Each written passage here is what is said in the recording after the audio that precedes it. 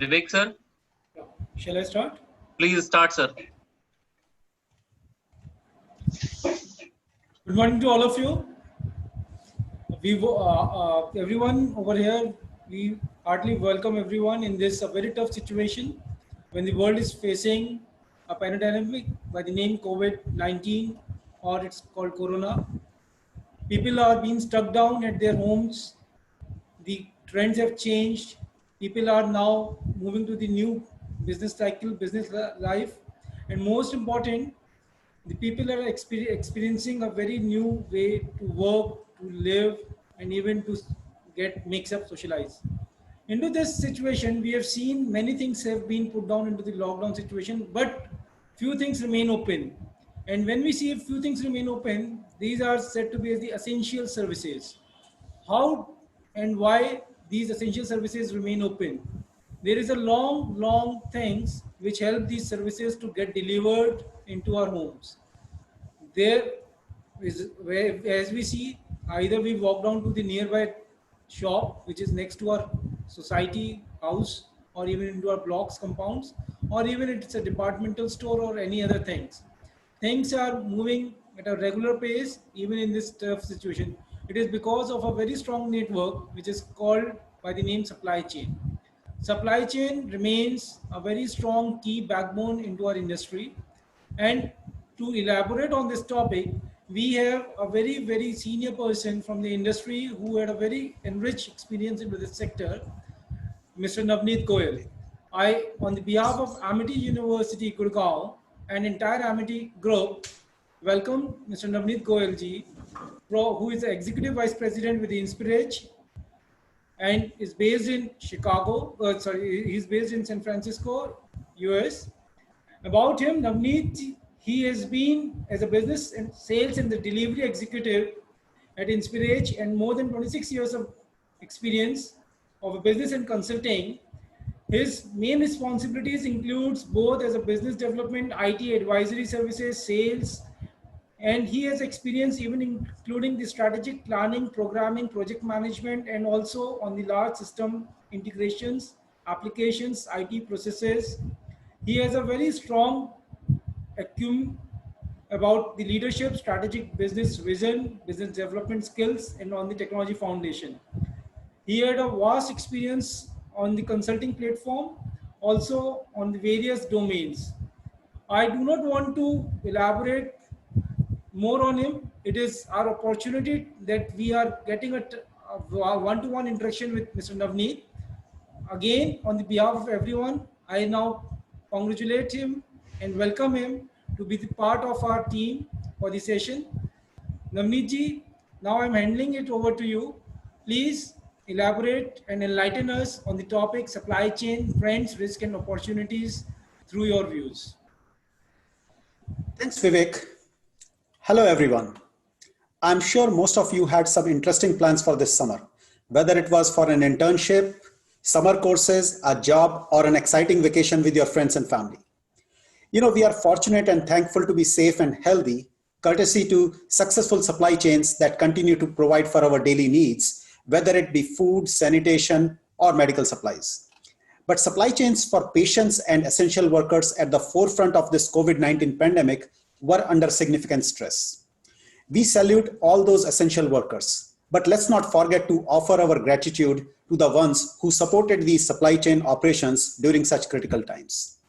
You know, I have personally worked with many clients over past few months in food processing industry, COVID-19 testing kits, personal protective equipment, or even high-tech manufacturing supporting critical infrastructure to make these kind of online sessions possible. You know, this clearly shows it's critical for us to understand historical, current, and future trends, risks, and potential opportunities in today's ever-increasing globally connected world. I'm fortunate to spend this time with all of you to share my thoughts and will be very interested in learning more as well.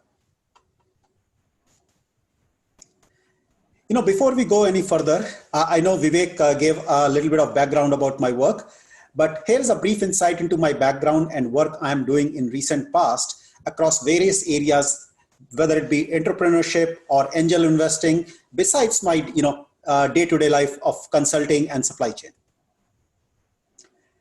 Now, here are some organizations that either me or my team has worked with in the past 25 years. As you can see, this represents a wide range of industries and geographies. Personally, I have been in about 5 continents so far, which has really helped me get good insights in key supply chain challenges and industry best practices. And I hope that I'll be able to take some of those gems from those experience and be able to share that with you today. So let's start with some basics, since we have a very wide audience. What is really supply chain?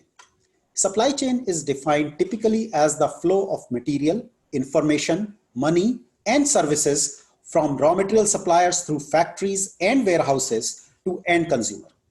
So what are key parts of supply chain? This may include consumer, suppliers, manufacturers, distributors, factories, retail stores, or even e-commerce platforms, and many other players that we interact in our daily lives. Think about your courier boy, Mumbai Dabbawalas, and so on. When we think of supply chain in traditional sense, we take a very myopic view of immediate players supporting a manufacturer or distributor. But if we take a broader view, you will find several other players with an important part in success of these supply chains. Let's take an example that we all can easily relate to. Today most of us use e-commerce platforms to meet our daily needs, say Amazon. With click of a button, we can order our shoes, phones, watches, TVs, and many other things on a single platform. With their recent acquisition of Swiggy, you can now even order your food. Do you know how these things reach you after you clicked on place your order button? So Amazon has an array of warehouses in different parts of the world. Some owned and operated by them, while others by their partners and suppliers. When you place the order, an algorithm works in the background to find best way to fulfill your order. This order is then routed to a nearby warehouse where robots and army of people validate, pick, pack, and ship your order. Amazon again finds best mode of shipping to meet their delivery timelines at optimal cost. Now, once it's shipped from Amazon warehouse, there is a logistics provider like UPS, FedEx, DHL, or even our friendly local post office who receive this product in their storage facility. Then it's shipped via rail, truck, boat, or even sometimes air to the destination either directly or through a network of warehouses and shippers. Once it arrives at a local facility, a local courier or postal worker delivers it to you, the final destination. So, a number of players are involved behind the scene you never knew about when you click the button to place your order. Now, did you ever think how Amazon ensures they had this product available in a warehouse near you to deliver it quickly? That's where many other players like product managers, demand planners, buyers, they play their role. They look at industry trends, your buying history, product selection, and everything else that's critical to make that product available at right place at the right time. Now, I'm sure we all can think of other supply chains in our daily lives. And some of these may be, reasonably normal ones. But here are some few unusual examples that I want to share with you so that just to broaden your perspective. If you think about when you go to an ATM and draw the currency notes from there, I'm sure you remember how this supply chain was impacted after the demonetization by Mr. Modi in November 2016. When you hit a natural disaster, providing food and shelter during recent cyclones in West Bengal, Odisha, and Mumbai. How about a major earthquake that hit Uttarakhand a few years back? I'm pretty sure we all have heard of National Disaster Relief Force. Similarly, when we think about our armed forces, supplying food, clothing, arms, and ammunition to our armed forces in remote border areas, that requires a very different kind of supply chain. Think about your space missions. Think about the challenges supply team faced before Chandrayaan or Mangalyaan was launched. How much experience they had of supplying equipment that is really good for these kind of exciting conditions. Or let's not go to those kind of critical scenarios, but even our sports team, providing for an Olympic or cricket team. How about supplying necessary equipment to an F1 Formula team? So these examples show supply chain is critical to the safety, security, and well-being of a country from economic, defense, and strategic perspectives. So let's review some critical areas of supply chain. It starts with a good product design team, not only thinking of product usability for the customer, but also how it will be manufactured in cost-effective manner with quality components that can be reliably procured.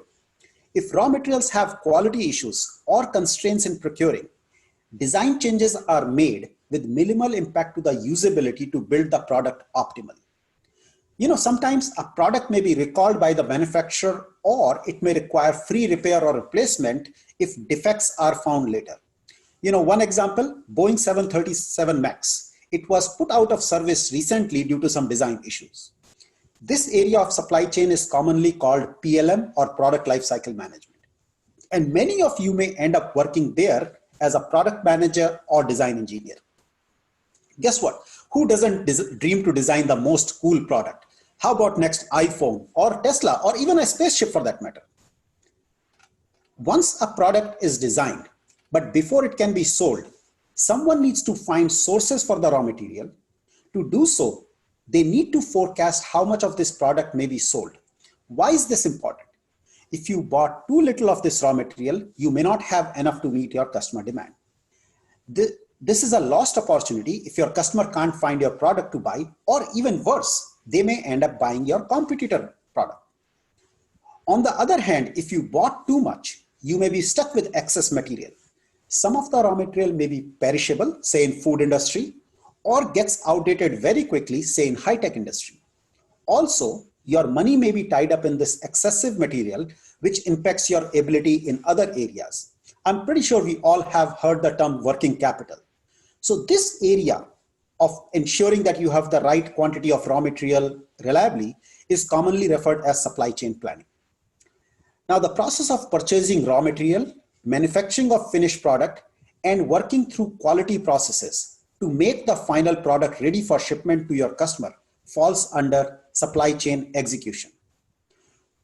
How and where to store this finished good? Does it require any special handling like cold storage?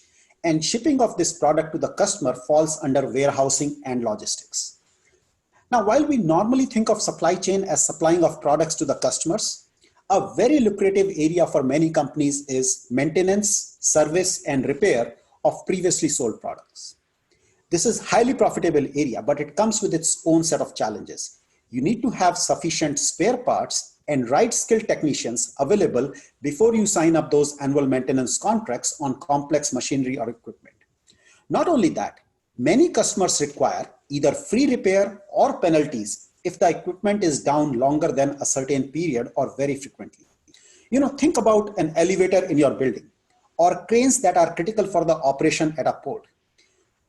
You can't afford these to be out of service for an extended time. And this area is typically called as reverse supply chain.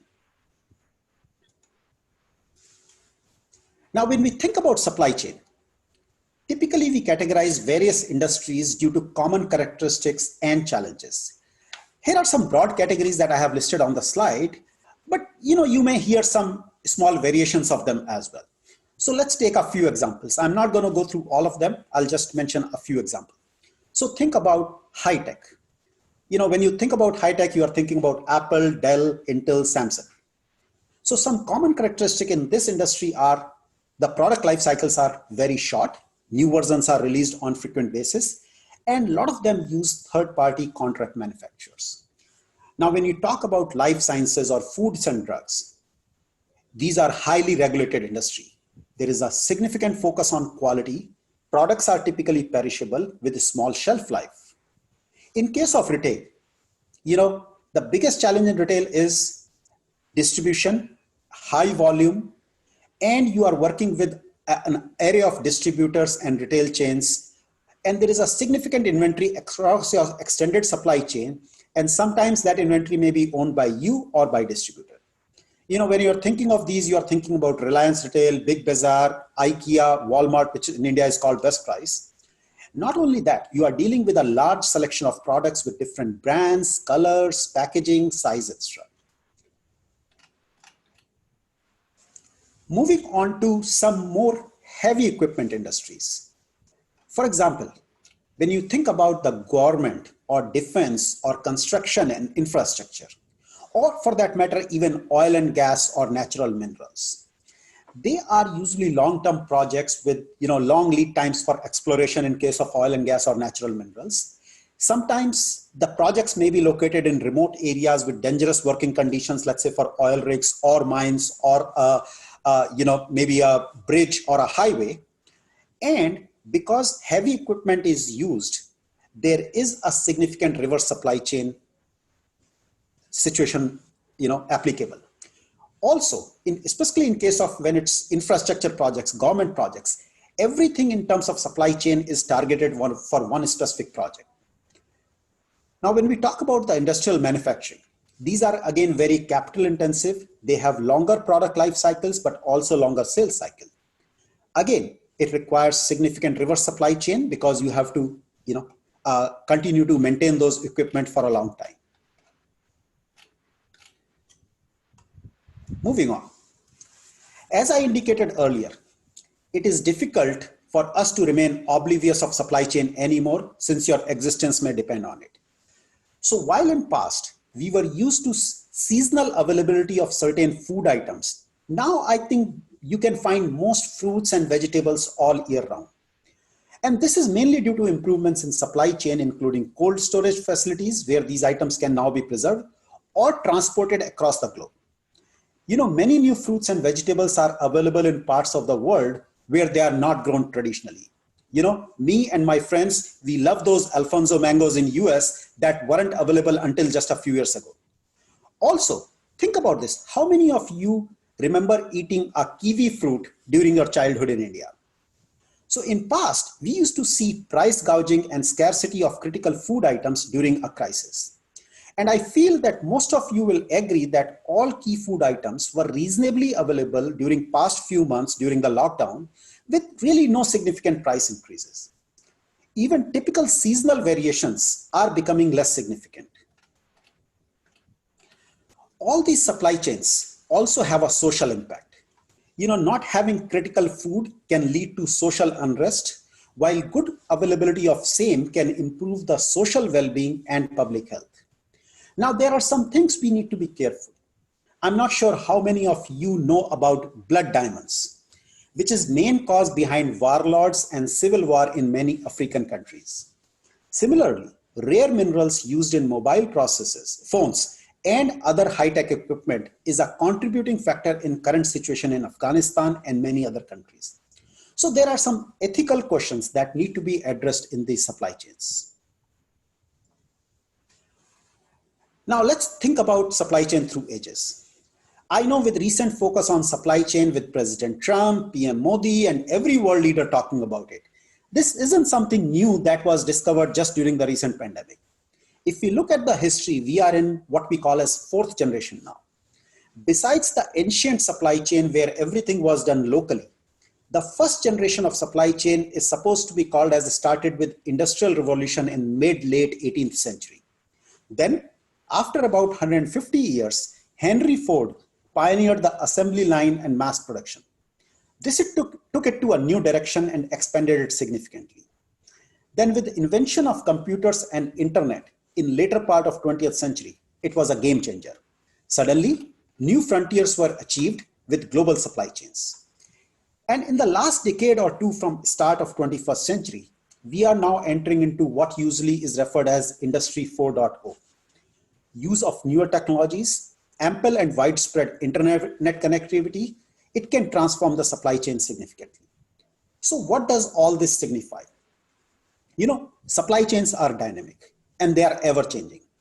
As most of you will join the industry soon, we should question current practices and look for new trends. Many things we are so used to and can't assume a world without them can be changed or completely replaced. And if you don't believe me, talk to the taxiwala or an auto rickshaw guy who had never heard about Uber or Ola until about a few years ago.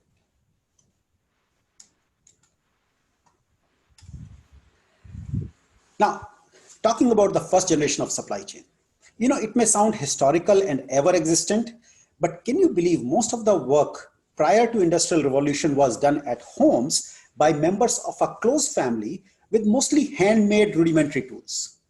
With Industrial Revolution, use of machines started with invention of steam engine. This opened up new opportunities and introduced factory system where workers started to come to a common place for manufacturing rather than kind of cottage industry within their homes. Then, with addition of railroads and steamboats, suddenly gave a new dimension to distance. Now the areas that used to take days to reach can be accessed in hours. So this enabled making products in central location and distributing them to larger region possible. This led to growth of larger cities, while villages mostly focus on agriculture and dairy products. Also, the cheap labor, including women and children, along with the long working hours, reduced the cost of production. How did that help?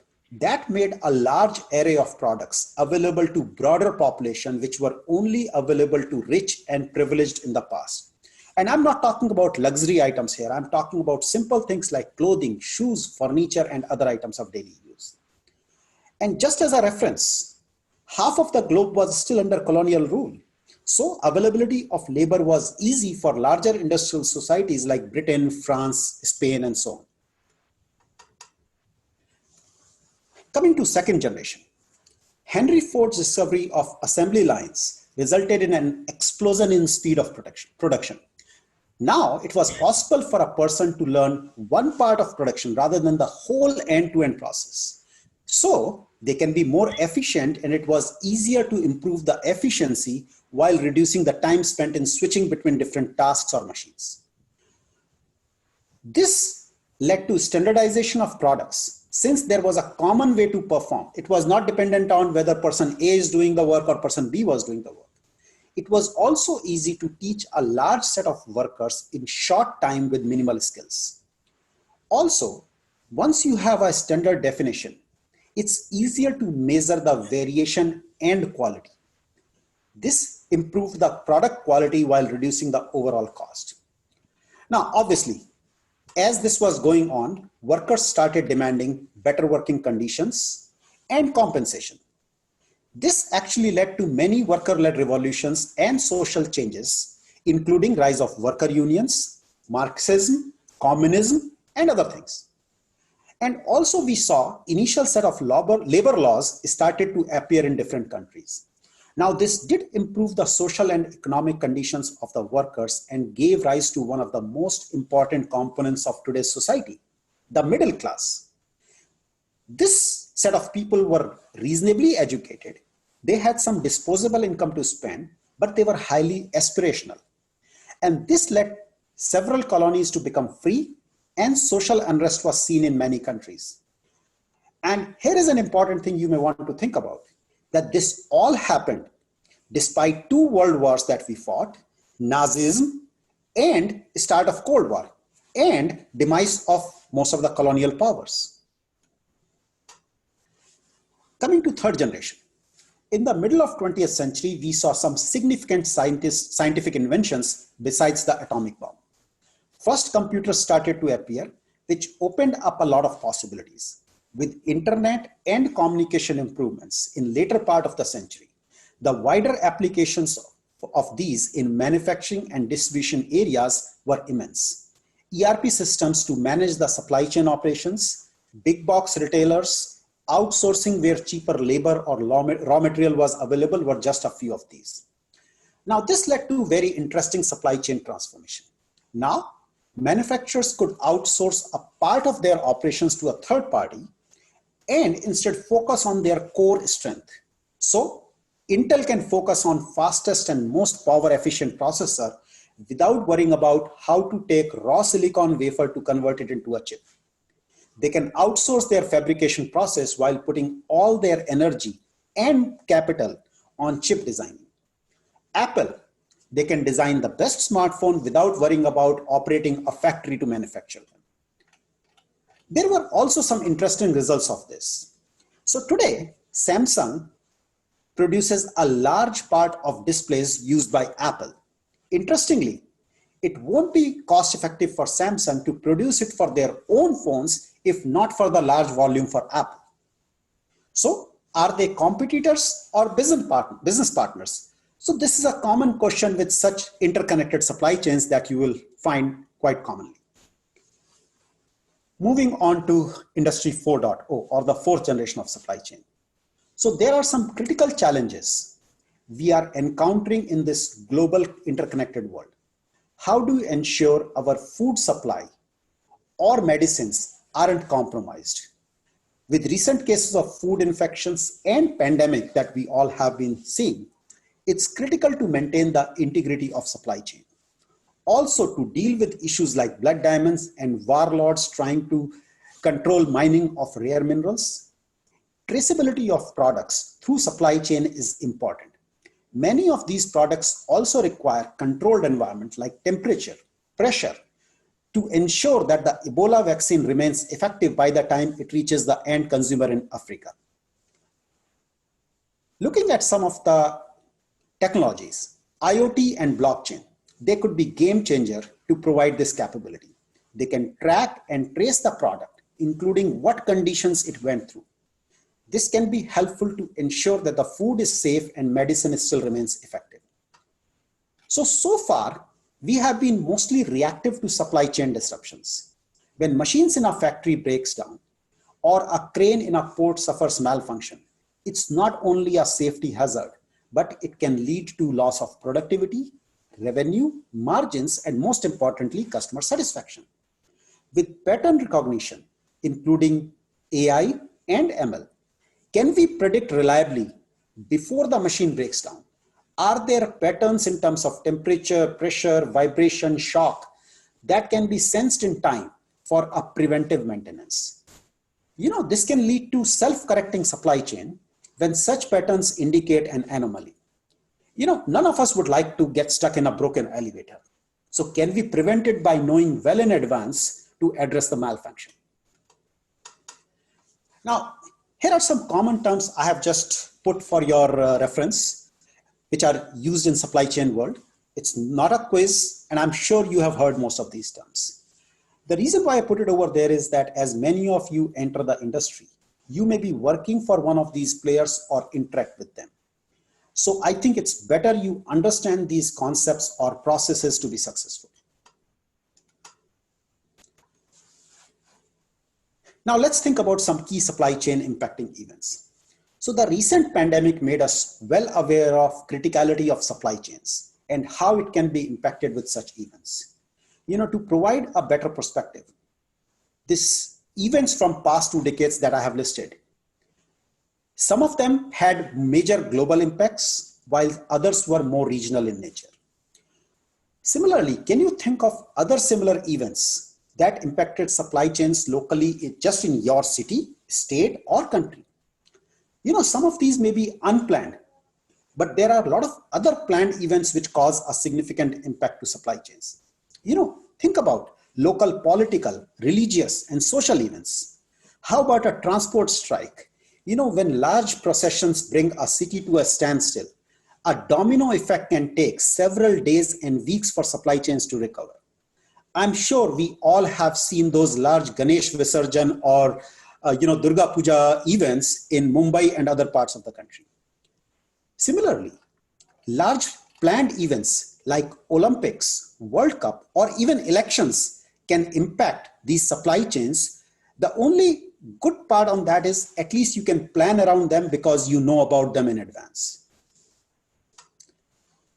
Now, as we start to think about risks to a supply chain, here are some broader categories I have listed. It is no way a comprehensive list, but some of the broader categories we typically talk about.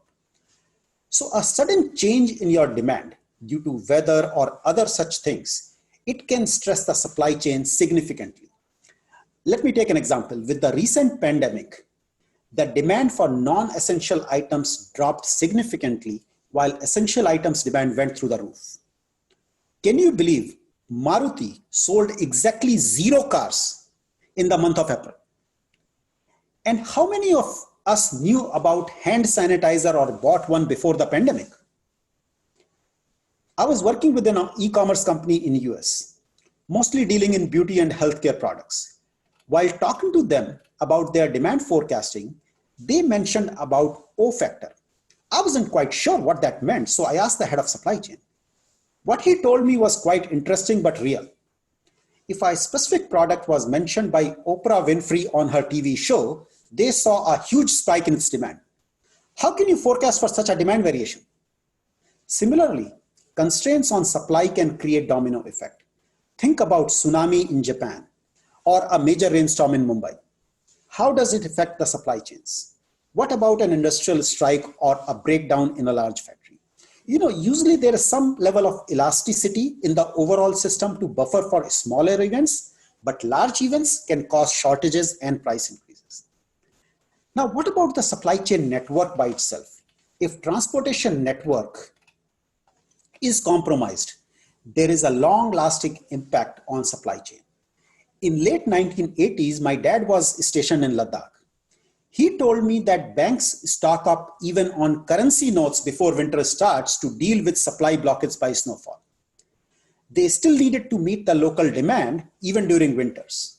I hope everybody is using Paytm and this is no longer an issue.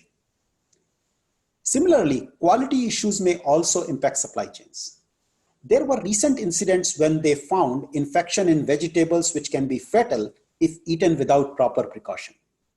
Also, regulatory actions can be critical. When regulators decided to ground all Boeing 737 MAX planes, overall air traffic was at its historic high. All those grounded planes resulted in canceled flights, disruption in air travel, lost vacations, canceled business meetings, and significant overall impact to Boeing, the airlines, and common people across the globe. Similarly, when GST was implemented in India, did you guys notice any impact? And how do you assess the impact of your competitor coming out with most cool product? Or how about a price change? In today's competitive world, each company is under pressure for new and innovative products while optimizing the costs. So, supply chain teams are always on the hook to improve the bottom line. So we talked about the risk, but how do you deal with those risks? So first, you need to understand who are your key stakeholders. And this is very important since each stakeholder may require a different strategy to address their needs. And please don't confuse the stakeholders as customer only. There can be other stakeholders that need to be catered for, like your employees, key suppliers, and even your community. All of these contribute to your success, and working closely with them may help you deal with these risks more successfully with better outcomes. For example, employees, if treated well, they may work tirelessly during a crisis to ensure business can continue to operate or meet production goals. Similarly, don't you want your suppliers to prioritize your needs, or you can treat them poorly only to find that they missed your order? And if you care for the community you serve, they will surely patronize your business rather than your competitor. I think one of the recent phenomena that we all can relate to is that data is becoming critical in today's world. Having visibility to key aspects of your products, raw materials, production status can be critical in making right decisions. Are there alternate sources where you can purchase the raw material in critical situation? So a few things you may want to consider: that how frequently do you need this data? How can you make sure you have access to this data in a reliable manner? And most importantly, how accurate is this data? And you have to think about that some of this data may be coming from your suppliers or distributors. Are they willing to share this with you? Should you establish agreements for this data before the crisis hits? Now we all talk about supply chain resiliency. So how do you ensure the resiliency in your supply chain? Did you ever think how different parts in your supply chain will react in case of a crisis? And for doing that, what we call as what if scenario planning and action plan based on that stress testing of your supply chain before a crisis hits can be a key difference in your ability to survive in a crisis. And the outcome of such stress testing will provide you key insights on areas you need to focus for mitigation. For example, is there a critical supplier whose failure can lead you to ruins? So let me take you an example on this supply chain risk, as I mentioned about a critical supplier. So during the tsunami days, I was trying to purchase a simple laptop, nothing fancy or high-end. I called up Dell and they told me it will take 4 weeks, which usually takes no more than a week ever. I called up HP, found the same answer. I then called up Lenovo, which used to be IBM in those days, and was surprised with similar answer. This got me thinking, what's going on? While talking with the sales rep, he mentioned shortage of some critical part which is causing the delay. As I learned more, you'll be surprised what I found. There is a small hinge. If you look at your laptop, there is a small hinge that holds the laptop screen to its base. Over many decades of outsourcing, all suppliers of this insignificant part were concentrated in the part of Thailand that was most impacted with the tsunami. So this was a single point of failure in the supply chains for worldwide laptop manufacturers. I'm sure none of us would want to be in that situation. So better understand such critical failure points and plan for alternate sources, options to use during a crisis. One option could be to bring production of a key component in-house. Can you make some changes to your production process to make one of the components yourself rather than relying on a supplier? Now, while it's great for you to know your options, some of these options may have higher cost, difference in quality, or need changes in your production process. If you didn't prepare for this, you will be surprised when you are in a crisis. Also, how does such alternate options impact your profits and margins? Would you need additional capital for new machines or additional labor to deal with these changes? Does it require additional efforts for quality impacts or even environmental clearances? Not only that, these changes may also have some regulatory, legal, or tax impacts in certain industries.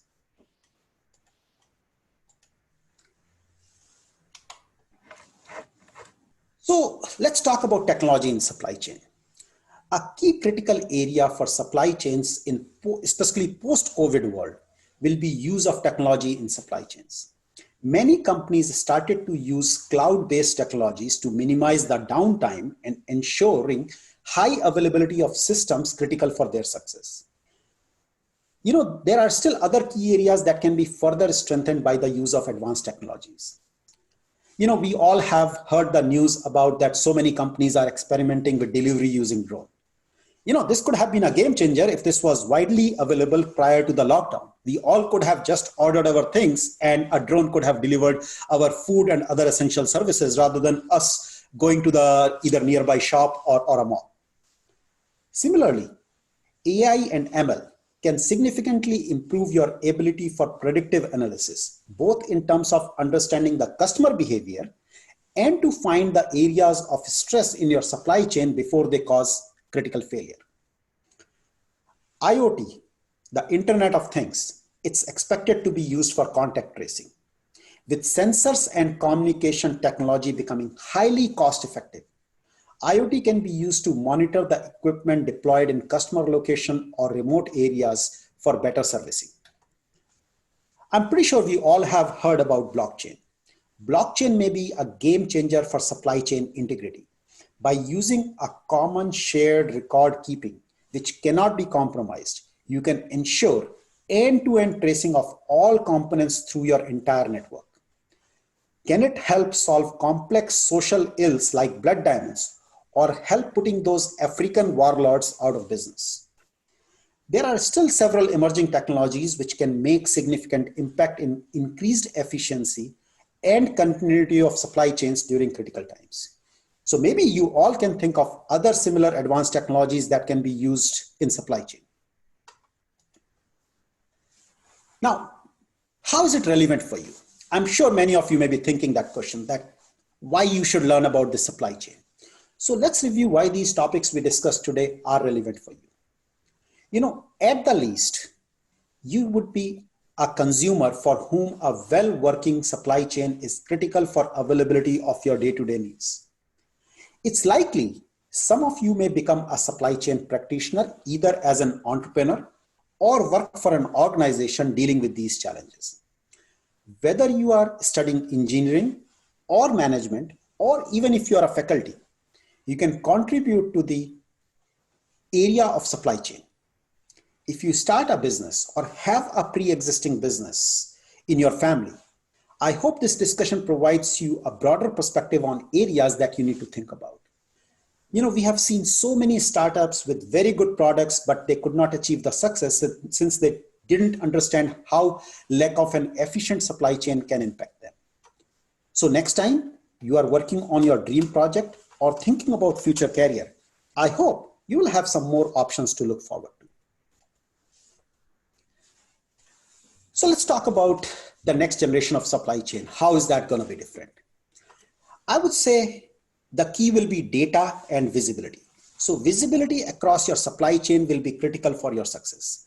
Investment in technologies and business processes to help improve such visibility is an area that we all should be paying attention to. This can open up many career opportunities for you.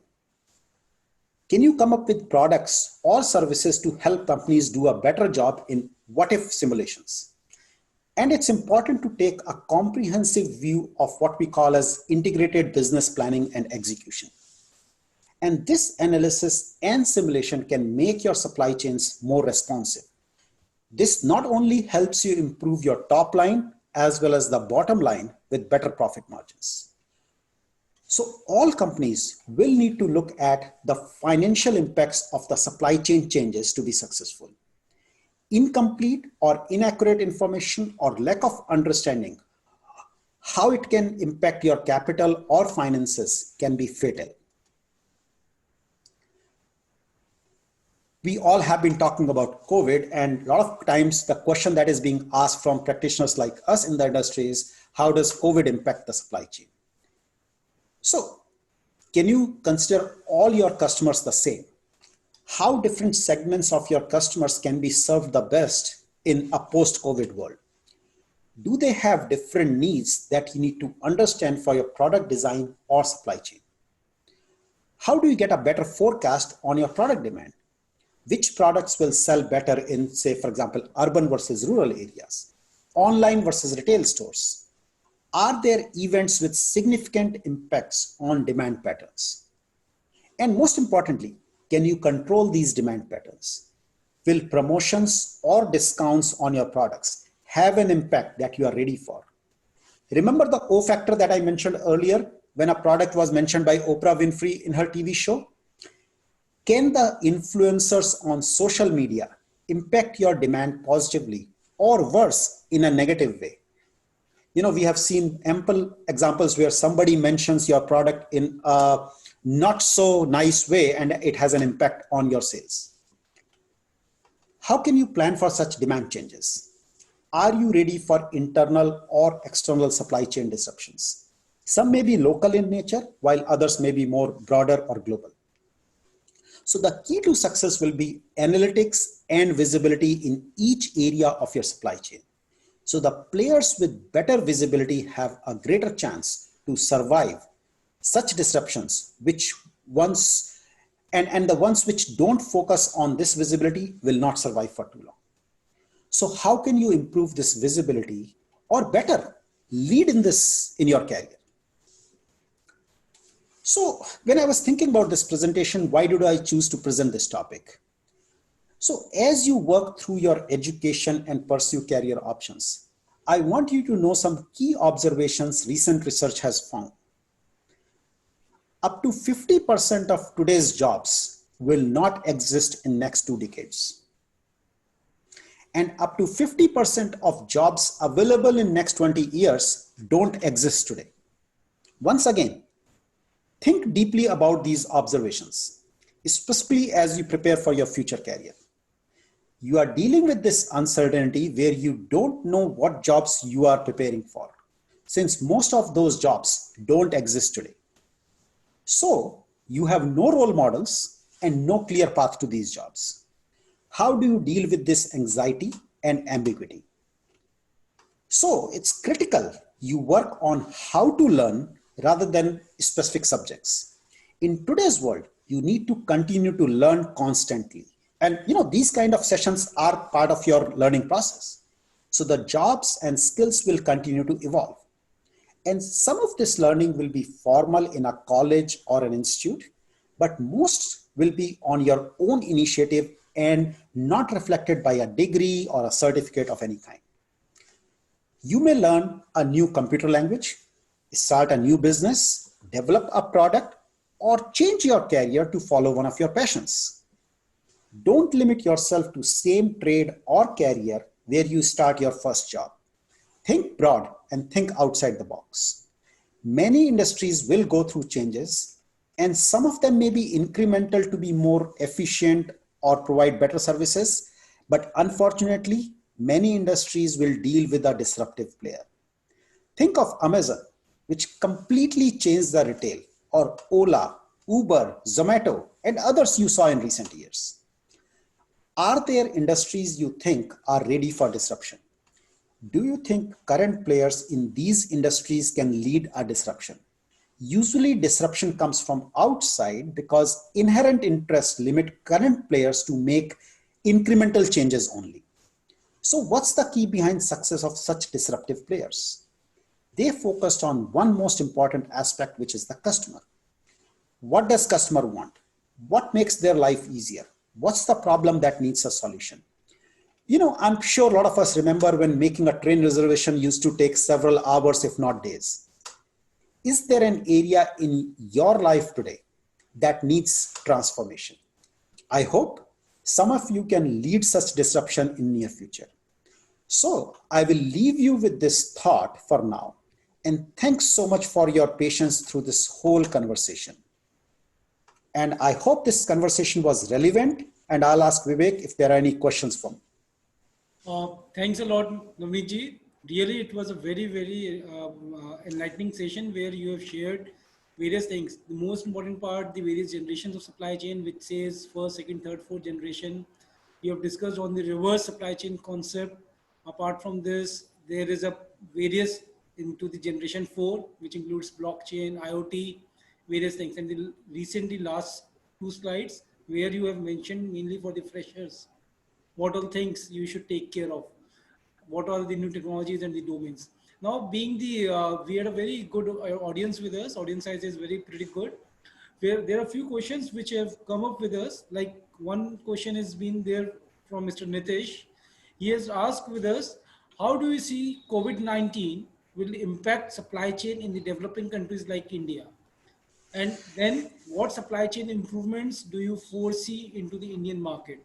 I would also like to ask the same similar thing with from my side also. Any views on this part? So that's a very, interesting question, because until this whole pandemic situation happened, supply chain was not a commonly discussed phenomena or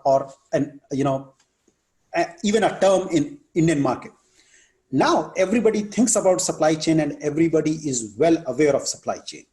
Not that supply chain improvements have not been happening for last 50, 100 years.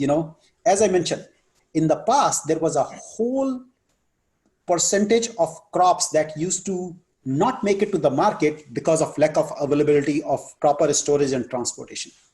Over last 2-3 decades, that has significantly improved. But it was still in significantly unorganized sector. Now with the larger retail companies, whether it be Amazon or Best Price and others coming into the market, now you are seeing more and more organized effort in ensuring that this critical component for any economy is being focused upon. Even during the pandemic, the Indian government always said that we have enough of food grains to sustain the country. And I don't think that there was ever a shortage of food grains or the kind of fights that used to happen in the past crisis. But as we look forward, we will see more and more investment, more and more focus on infrastructure to support supply chain. the education around supply chain, and just the general level of awareness. And I wish that many of the disruptive events that used to impact the supply chains, and I mentioned some of them, whether it be political, religious, cultural processions, hopefully they will not have that big an impact because people will realize that how those impact the critical supply chains. Okay. Now we had a question from Mr. Girish Mugdre, who is from the southern part of the India. He has raised a question that childhood hunger in Africa, not specifically Africa, but across entire world, is there any way in which this childhood hunger, which can be resolved or can be managed through a proper, appropriate supply chain management? Something on the humanitarian part? Yes, so there is a whole section of supply chain on the humanitarian side too. Rather, just about a few years back, my organization was working very closely with a similar kind of an NGO which supports these kind of initiatives. I believe in many of these cases, it's more about the political will than the availability of food grain.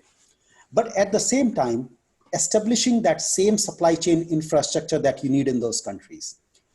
There is not a shortage of food grain when you think about it worldwide, but ensuring that that food grain can be transported in a safe manner without it being perishing and be able to get distributed in some of those politically unstable areas is something that is slightly beyond the supply chain, but you will require supply chain to support it. And that is very clearly evident when we talk about some of these disaster areas. As long as there is political stability and political will, we have been able to serve those areas fairly well. So supply chain is doing its own part and they are geared to support that. I think the challenge is more around safety, security, and the political will. Now, one good question related to the technology. A question says that does the drone supports in the supply chain, or do you feel any future of drone technology which will impact into the supply chain management services? You know, with every technology, there are a lot of areas where it is initially deployed, and it is kind of that Darwin principle of natural selection where certain areas it will find its right fit and certain areas it will wither out.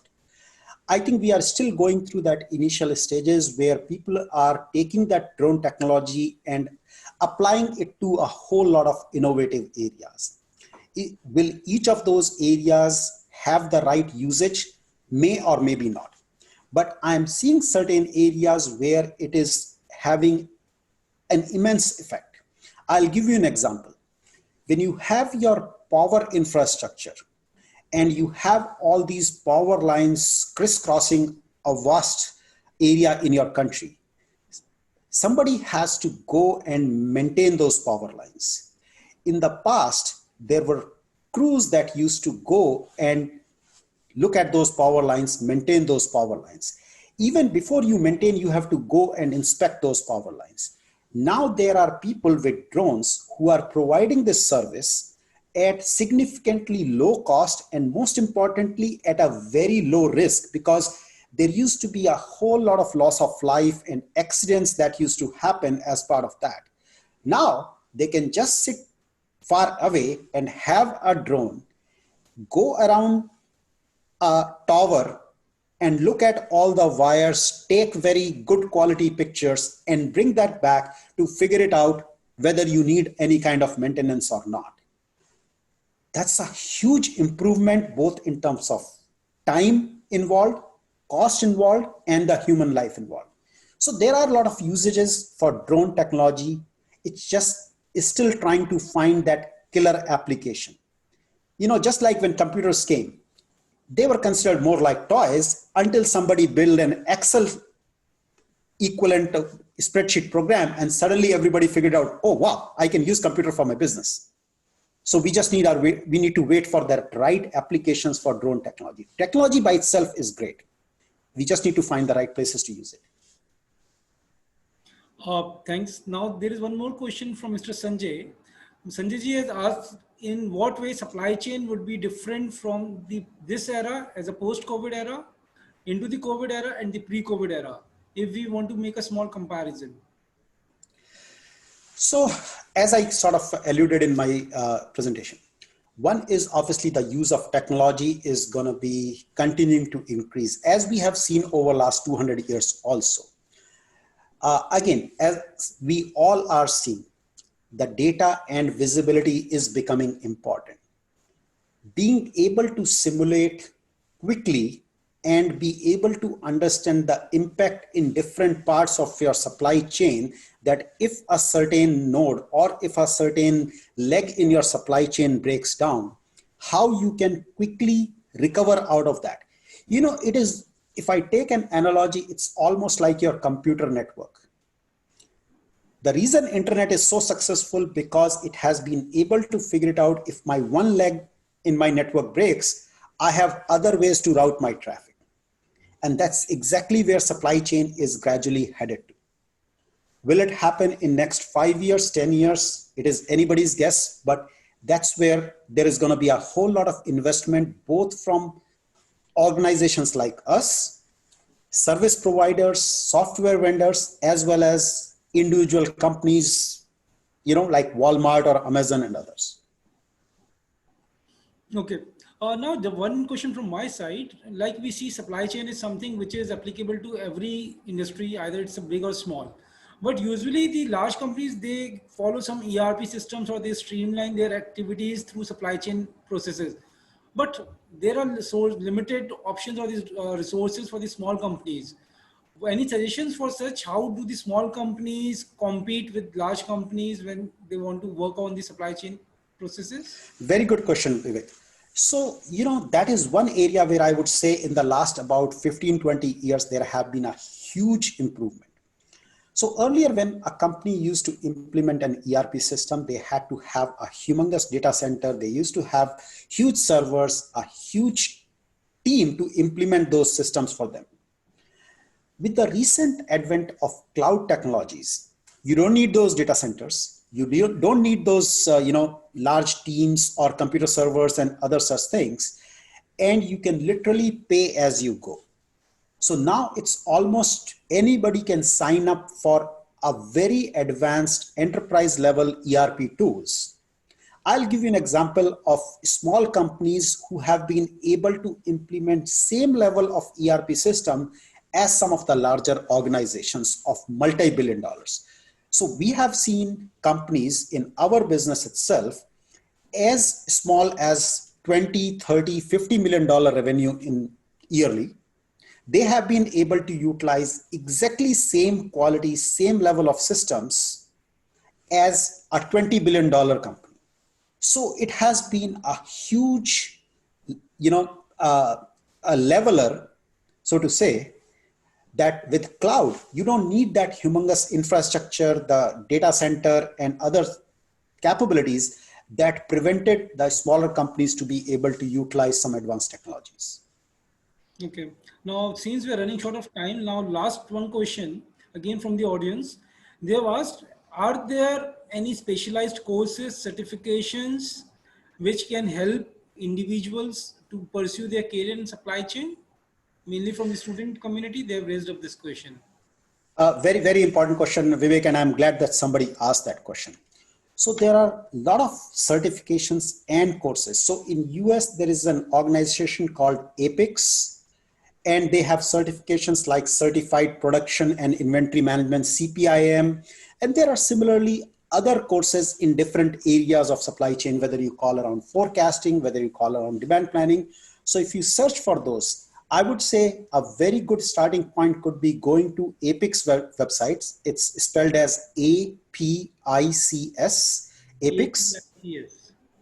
And you can go to their website, and it has a lot of educational material as well as certain certification courses and other things.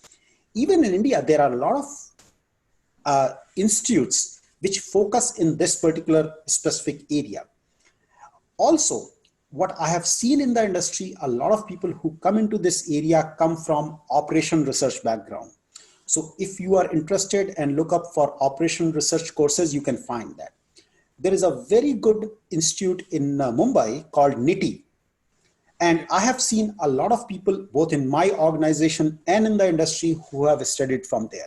And I'm pretty sure a lot of other institutes also offer the courses around supply chain, inventory management, and similar other ones. Yeah. In fact, supply chain has become as a specific domain now into the industry and into the academic world. Many organizations are offering dedicated degrees into the supply chain. This is the Yep, recent trend which has come up in the last 1 decade. that's Uh, right. I can see we are just at the last minute. So I would like to really thanks a lot for giving a valuable time for this particular session. We have a very lovely audience with us who definitely have enriched their knowledge through your content which you have shared with us. There has been regular request if you can share your slides with us. Few faculties from the various campuses and students, they have raised this query. If possible, kindly email the same to us, which can be further forwarded to the participants. And anything else which you like to share with us, which you have not shared with us, if you want, you can give those content to us into those notes, which can further be sent to you. Sure. I will send out these slides. Yes. Sure. Thanks a lot, Navneet ji. And looking ahead in future again, if possible, we will try to connect back with you. It was really a very, very good session. Thanks a lot. Thanks, Vivek, and thanks everyone for attending this. Thank you. Thank you. Thank you from the entire IMT. Thank you.